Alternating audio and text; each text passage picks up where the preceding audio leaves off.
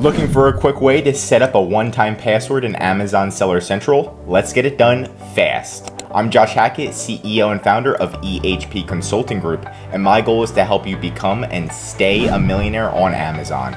The only way to do that is to conquer Amazon together. Let's dive in.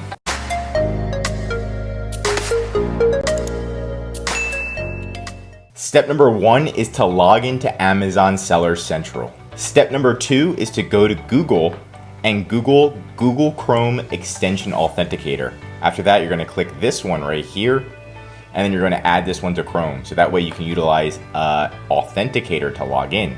Once you add this, you're just going to simply go to this little icon if you're using Chrome, and then you're going to pin it. So it's going to be this one right here. You're going to pin it, and then you're going to see it right here, and it's going to have all of your authenticator data.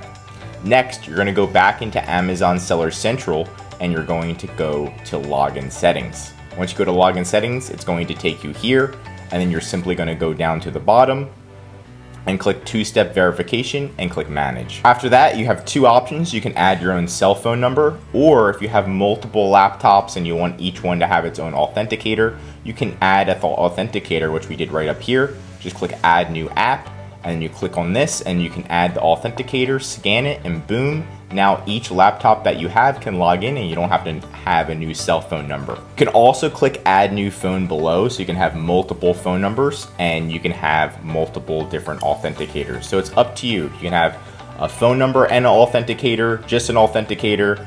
I recommend to have an authenticator and a phone number just in case your phone number gets disabled or your phone gets lost, you have a backup authenticator. Now you can log into Amazon just like you usually would, but now when it says, oh, it needs a two-step verification, click didn't receive OTP, and now it's going to show your other options. So you can use the authenticator that you downloaded, or you can use one of the phone numbers to text or call at. Then you can log in just like normal. And that's it for today's video. If you learned something new, drop a like. And if you're an Amazon seller, I highly recommend you subscribe to the channel because we're giving away great content every single day that's gonna help you in your Amazon journey. Also, if you need help selling on Amazon, contact ehpconsultinggroup.com. This is what we specialize in, and the link is in the description.